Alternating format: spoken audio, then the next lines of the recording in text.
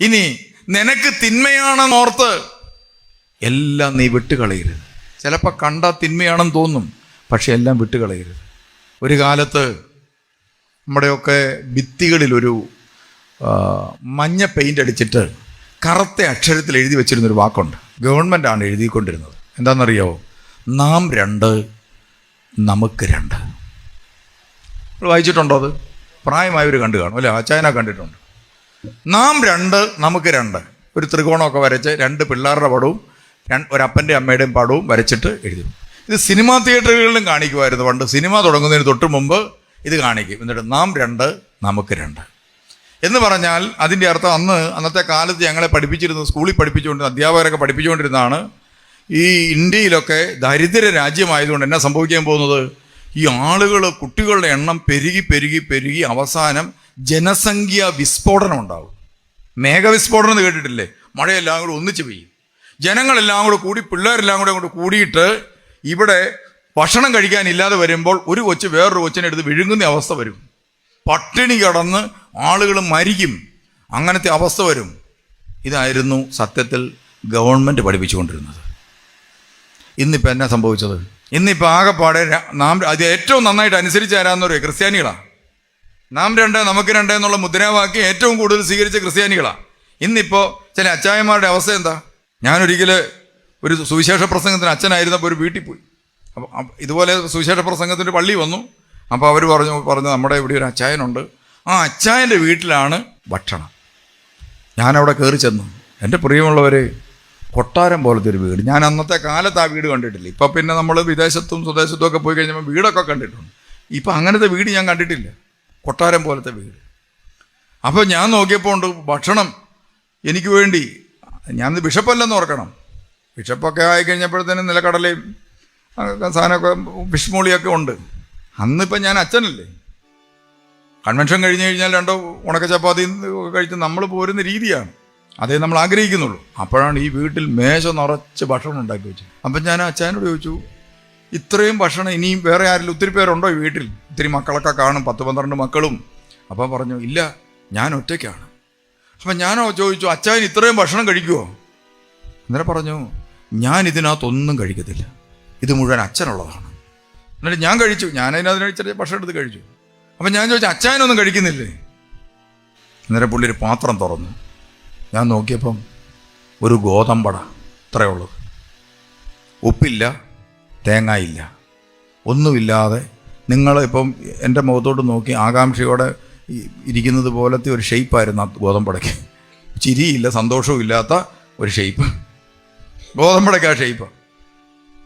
അപ്പം ഞാൻ ചോദിച്ചതിന് കറിയൊന്നുമില്ല. അപ്പം ഞാൻ ചോദിച്ചു, അതെന്താ?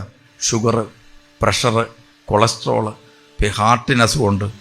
എന്നിട്ട് ഒരു കൂട്ടം ഗുളിക. ആ ഗുളിക കഴിക്കായിരുന്നു, ഈ ഗോതമ്പട കഴിക്കേണ്ട കാര്യമില്ല, അത്രയും ഗുളികയുണ്ട്. അപ്പം ഞാൻ ചോദിച്ചു, അച്ചായൻ്റെ മക്കൾ ഒരാൾ അമേരിക്കയിലാണ്. അവൻ രാത്രിയിൽ വീഡിയോ കോൾ വിളിച്ചു. എന്നിട്ട് ചോദിച്ചു, അച്ചായൻ ഭക്ഷണം കഴിച്ചോ? ഗോതമ്പട ഒന്ന് കാണിച്ച്, പൊക്കി കാണിച്ച്. ആ മതി, കഴിച്ചോ.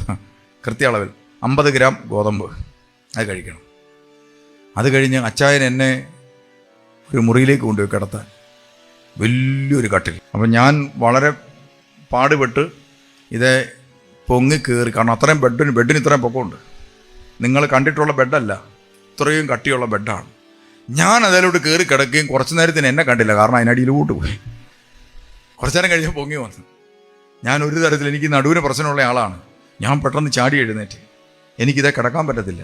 ഞാൻ ചാടി എഴുന്നേറ്റ് ഞാൻ ചോദിച്ചു, അച്ചായൻ എവിടെയാണ് കിടക്കുന്നത്? അപ്പോൾ അച്ചായൻ്റെ മുറിയിലേക്ക് ഞാൻ അച്ചായനെ കിടത്തിയിട്ട് എനിക്കിവിടെ വന്ന് നിലത്തെങ്ങാനും കിടക്കണം. അതിന് ഞാൻ അച്ചായനെ കൂട്ടിക്കൊണ്ട് അവിടെ ചെന്നപ്പോൾ ഉണ്ട് ഒരു പലക നിവർത്തിയിട്ടുണ്ട്. ഞാൻ ചോദിച്ചു, എന്ത് പലകയാണ്? ഇതാണ് നെല്ലിപ്പലക എന്ന് പറയും. ഇപ്പോൾ കിട്ടാനില്ല. വലിയ കട്ടിൽ കിടപ്പുണ്ട്, അതേ കിടക്കാൻ മേല. ഇപ്പുറത്ത് പലകയിൽ ഒരു തലേണയും വെച്ച് പുള്ളി കിടപ്പുണ്ട്. മക്കളാരും കൂടെയില്ല.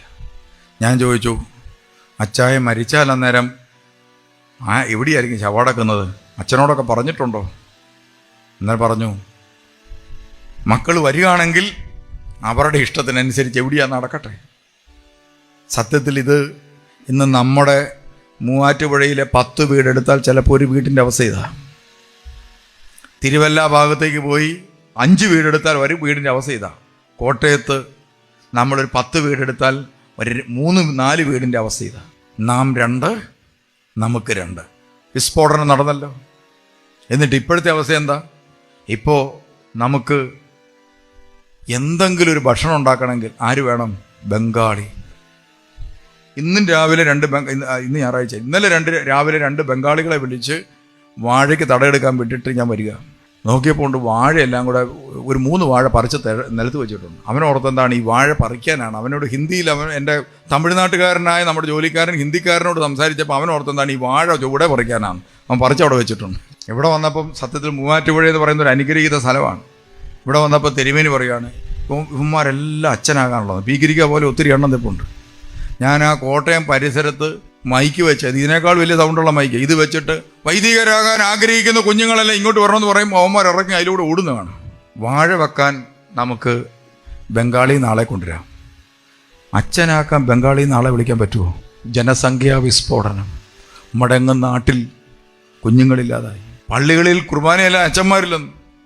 പ്രായമായ അച്ഛന്മാരെയൊക്കെ വെച്ച് 75-80 വയസ്സൊക്കെ ഉള്ള അച്ഛന്മാരെ വെച്ചാണ് ഇപ്പം ഞാൻ ഇടുക്കിയിൽ പ്രായമായ അച്ഛൻ റിട്ടയർഡായിട്ടും കുർബാനയിലേക്കൊണ്ടിരിക്കുക. കാസായും വിലാസം എടുത്ത് പകുതി വന്നു കഴിയുമ്പോൾ എല്ലാം മറന്നു പോകും. അപ്പോൾ പിന്നെ എന്ത് ചെയ്യണം? വേറെ ആൾ വന്ന് ഇടയ്ക്കിടയ്ക്ക് പറഞ്ഞു കൊടുക്കണം. ഇതാണ് അവസ്ഥ. പ്രിയമുള്ളവരെ, നമ്മളെ ലോകം കബളിപ്പിക്കുകയാണ്. അതുകൊണ്ട് ലോകം പറയുന്നത് നമ്മൾ അത്രയും കൊണ്ട് വിശ്വസിച്ചിട്ട് കാര്യമില്ല. ദൈവം എന്തു പറഞ്ഞു എന്നതാണ് വിശ്വസിക്കേണ്ടിയിരുന്നത്. അന്നും ബൈബിളിൽ ദൈവം എഴുതി വെച്ചിരുന്നത് എന്താണ്? നീ ഭൂമിയിൽ പെറ്റുപെരുകണം. ഇന്നും അന്നും ആ വാക്കിന് പ്രസക്തിയുണ്ട്. ഇന്ന് ലോകം വലവിരിച്ച് കാത്തിരിക്കുകയാണ്. എന്തിനാണെന്നറിയോ?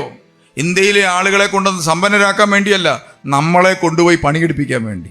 ഇന്ത്യയിലെ കുഞ്ഞുങ്ങളെ കൊണ്ടുപോയി ലോകത്തിൽ അവർക്കാർക്കും ആളില്ല. അതുപോലെ മനുഷ്യരില്ലാത്ത ഒരു ലോകത്തിലേക്ക് നമ്മൾ വന്നുകൊണ്ടിരിക്കുകയാണ്. കാര്യം സമ്പന്നതയൊക്കെ ഉണ്ടായി, പക്ഷേ മനുഷ്യരില്ല. അപ്പോൾ ദൈവം പറഞ്ഞു, അത്ര നല്ലതല്ലെന്ന് തോന്നിയ കാര്യം എന്തായിരുന്നു? നല്ലതായിരുന്നു. അതുകൊണ്ട് നല്ലതല്ലെന്ന് ലോകം പറഞ്ഞു, നമുക്ക് തോന്നി എന്ന കാരണം കൊണ്ട് നമ്മളെല്ലാം വിട്ടുകളയരുത് മകനെ. ഇതാ ദൈവം പറഞ്ഞത്. നിനക്ക് നല്ലതല്ലെന്ന് തോന്നി എല്ലാം കയറി വിട്ടുകളയരുത്. എൻ്റെ വാക്ക് നീ വിശ്വസിക്കണം. എൻ്റെ വാക്ക് നീ വിശ്വസിക്കണം. അങ്ങനെയാണെങ്കിൽ പണ്ടത്തെ കാലത്ത് 10 മക്കളുണ്ടെങ്കിൽ ഒരുത്തനെങ്കിലും വെള്ളം കൊടുക്കാൻ കാണുകയല്ലേ അടുത്ത്? ഒരുത്തനെങ്കിലും. ഇന്ന് ഒരിറ്റ് വെള്ളം കിട്ടി മരിക്കുമെന്ന് ആർക്കാ ബോധ്യമുള്ളത്? ഞങ്ങൾക്ക് പോലും ഇല്ല. ഞാൻ നിർബന്ധം പിടിച്ചിട്ട് കാര്യമുണ്ട്. എൻ്റെ കൂടെയുള്ള ഞാൻ പട്ടം കൊടുത്ത അച്ഛന്മാരെല്ലാം ഞാൻ ചാകാറാവുമ്പോൾ അല്ലെങ്കിൽ എനിക്ക് ഉടനെ ഹാർട്ട് അറ്റാക്ക് വരും. അതുകൊണ്ട് നിങ്ങളെല്ലാം എൻ്റെ മുറിക്ക് വട്ടം നിന്നോണം. ഞാൻ ദാഹിക്കുന്നു എന്ന് പറഞ്ഞാൽ ഉടനെ വെള്ളം തരണമെന്ന് പറഞ്ഞാൽ ആര് തരാനാ? ആ പ്രതീക്ഷ ഞങ്ങൾക്കില്ല. അതുകൊണ്ട് ഞാൻ എൻ്റെ അടുത്ത് ചില വെള്ളം വെച്ചിട്ടുണ്ട് എപ്പോഴും. തിരുമേനിയും കുറച്ച് വെക്കുന്നൊന്നുമല്ലോ. ഞങ്ങളുടെ കാര്യം പോട്ടെ, അതിൽ ഞങ്ങൾക്ക് വിഷമയില്ല. കാരണം ഞങ്ങളെന്താണ് സത്യത്തിൽ ഈ ചുവന്ന കുപ്പായത്തിൻ്റെയൊക്കെ അർത്ഥം ഞങ്ങൾക്ക് തന്നെ ശരിക്കും മനസ്സിലായിട്ടില്ല. സത്യത്തിൽ എന്താ അർത്ഥം എന്നറിയോ? ഇത് രക്തസാക്ഷിത്വത്തിൻ്റെ അടയാളമാണ്. ചുവന്ന കുപ്പായം ക്രിസ്തുവിൻ്റെ അപമാനത്തിൻ്റെ അടയാളമാണ്. നിനക്കിനി മരണം മാത്രമേ ശേഷിച്ചിട്ടുള്ളൂ, ബാക്കിയെല്ലാം വിട്ടേരെ. ചാകാൻ വേണ്ടി സഭയിലേക്ക് ഇറങ്ങുന്നവരാണ് ബിഷപ്പ്. പക്ഷേ ഞങ്ങളൊക്കെ നന്നായിട്ട് ജീവിക്കുക. സത്യത്തിൽ മരിക്കാൻ വേണ്ടി ഇനി മരണം മാത്രമേ ഉള്ളൂ. നിനക്കിനി മരണം, ക്രിസ്തു, കുരിശ്, അത് മാത്രമേ ഉള്ളൂ. ഞങ്ങളുടെ കാര്യം പോട്ടെ, നിങ്ങളുടെ കാര്യത്തെക്കുറിച്ച് ഓർക്കുമ്പോഴാണ് ഞങ്ങൾക്ക് വിഷമം. 2-3 പിള്ളേരുണ്ടായിട്ട് അതുങ്ങൾ ഒരെണ്ണം ഓസ്ട്രേലിയയിൽ, ഒരെണ്ണം അമേരിക്കയിൽ, ഒരെണ്ണം സ്വിറ്റ്സർലൻഡിൽ. അവസാനം ഗോതമ്പടയും ചെന്ന് വെള്ളവും കുടിക്കാതെ നിങ്ങൾ ചാകുന്നതിനെക്കുറിച്ച് ഓർക്കുമ്പോൾ എനിക്ക് വളരെ സങ്കടമാണ് കേട്ടോ. നിങ്ങളുടെ ഗതി അതോ ഗതി. അപ്പോൾ പ്രിയമുള്ളവരെ ഓർക്കുക, അതുകൊണ്ടാണ് കർത്താവ് പറഞ്ഞത്, നിനക്ക് നല്ലതെന്ന് തോന്നുന്നതിൻ്റെ പിന്നാലെ നീ പോകരുത്. നിനക്ക് തിന്മയാണെന്ന് ഓർത്തെല്ലാം നീ കളയരുത്. നിനക്കറിവാണെന്ന് തോന്നുന്നതിൻ്റെ അറിവിൻ്റെ പിന്നാലെ നമ്മൾ, അങ്ങനത്തെ അറിവുകളുണ്ട്. വളരെ വലിയ ഭോഷത്തരമാണ് ആ അറിവ്. അതുകൊണ്ടാണ് സഭാപ്രസംഗം പറഞ്ഞത്, മനുഷ്യൻ്റെ എല്ലാ പ്രശ്നങ്ങളും അവൻ്റെ തന്നെ സൃഷ്ടിയാണ്. അവൻ്റെ സങ്കീർണമായ പ്രശ്നങ്ങൾ അവൻ്റെ തന്നെ സൃഷ്ടിയാണെന്നാണ് ബൈബിൾ പറയുന്നത്. അതുകൊണ്ട് പ്രിയമുള്ളവരെ, നമ്മളായിട്ടുണ്ടാക്കിയ നമ്മുടെ സങ്കീർണ പ്രശ്നങ്ങൾക്കെല്ലാം കാരണം നമ്മൾ അഹിതമായത് പറിച്ച് തിന്നാൻ ആഗ്രഹിക്കുന്നു എന്നുള്ളതാണ്. ഇപ്പോഴും നിങ്ങൾ കൈ പൊക്കിയിട്ടിരിക്കുകയാണ്, മുറിക്കുന്നെങ്കിൽ ഒരു പീസ് പോരട്ടെ. അതുകൊണ്ട് ഇനി തിരുമേനി മുറിച്ച് തന്നാലും നിങ്ങൾ എന്ത് ചെയ്യരുത്? അരുതെന്ന് ദൈവം പറഞ്ഞ സാധനം ആര് മുറിക്കാമെന്ന് പറഞ്ഞാലും നിങ്ങൾ എന്ത് ചെയ്യരുത്? കഴിക്കരുത്. അങ്ങനെയാണെങ്കിൽ ഇതാ നമ്മളെ സംബന്ധിച്ചിടത്തോളം, ഒരു ക്രൈസ്തവനെ സംബന്ധിച്ചിടത്തോളം നമുക്ക് രണ്ട് വഴിത്താരയുണ്ട്.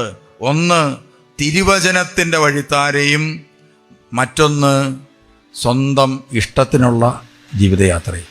നമ്മളൊക്കെ ഒന്ന് ആലോചിച്ച് നോക്കി, നമ്മുടെ ജീവിതത്തിൽ നമ്മളൊക്കെ ഒരു തീരുമാനമെടുക്കുമ്പോൾ നമ്മൾ ആരുടെ ഇഷ്ടമാണ് പാലിക്കുന്നത്? നമ്മുടെ എല്ലാ ഇഷ്ടവും ഓക്കെ ആണെങ്കിൽ പറയും, എന്നാ സ്വർഗസ്ഥനായ പിതാവേ, നിന്റെ രാജ്യം, നിന്റെ ഇഷ്ടം സ്വർഗത്തിലെ പോലെ വരണം, അല്ലേ? സത്യത്തിൽ നമ്മളൊക്കെ എന്തെങ്കിലും ആത്മാർത്ഥതയോടെയാണ് പ്രാർത്ഥിക്കുന്നത്. നമ്മൾ ഏതെങ്കിലും കാര്യത്തിന് ദൈവത്തിൻ്റെ ഇഷ്ടം നോക്കണം. അപ്പോൾ മകളുടെ കല്യാണം വന്നു, ദൈവത്തിൻ്റെ ഇഷ്ടം എന്താ നമ്മൾ നോക്കാറുണ്ടോ? നമ്മളങ്ങ് നോക്കുക. നമ്മൾ നമ്മുടെ ഇഷ്ടത്തിനനുസരിച്ച് എല്ലാം ഉറപ്പിച്ചേച്ച് പറയും, അന്ന സ്വർഗസ്ഥനായ പിതാവേ, നിന്റെ തിരുനാമം പരിശുദ്ധമാക്കണം, നിന്റെ രാജ്യം, നിന്റെ ഇഷ്ടം സ്വർഗത്തിലെ പോലെ. എന്ത് തീരുമാനമെടുത്താലും നമ്മുടെ ഇഷ്ടത്തിനനുസരിച്ചാണ് നമ്മൾ തീരുമാനമെടുക്കുന്നത്. ഇനി ദൈവത്തിൻ്റെ തിരിഹിതം അറിയാൻ നമ്മൾ നോക്കേണ്ട സ്ഥലം ഏതാ? ദൈവത്തിൻ്റെ തിരിഹിതമാണ് ദൈവവചനം. യേശു തന്നെ ഇതാ പറഞ്ഞു, മനുഷ്യൻ അപ്പം കൊണ്ടല്ല അപ്പൻ്റെ വാക്കുകൊണ്ടാണ് ജീവിക്കുന്നത്. അതുകൊണ്ട് ക്രിസ്തു പോലും, ദൈവമായവൻ പോലും ഭൂമിയിൽ വന്നപ്പോൾ അപ്പൻ്റെ ഇഷ്ടത്തിന് ജീവിതം സമർപ്പിച്ചു. അങ്ങനെയാണെങ്കിൽ ഇതാ നമ്മളെ സംബന്ധിച്ചിടത്തോളം, ഒരു ക്രൈസ്തവനെ സംബന്ധിച്ചിടത്തോളം നമുക്ക് രണ്ട് വഴിത്താരയുണ്ട്. ഒന്ന് തിരുവചനത്തിൻ്റെ വഴിത്താരയും മറ്റൊന്ന് സ്വന്തം ഇഷ്ടത്തിനുള്ള ജീവിതയാത്രയും. നീ എന്ത് ചെയ്യണം? അപ്പൻ്റെ വാക്കനുസരിച്ച് അപ്പന് വേണ്ടി ജീവിക്കാം.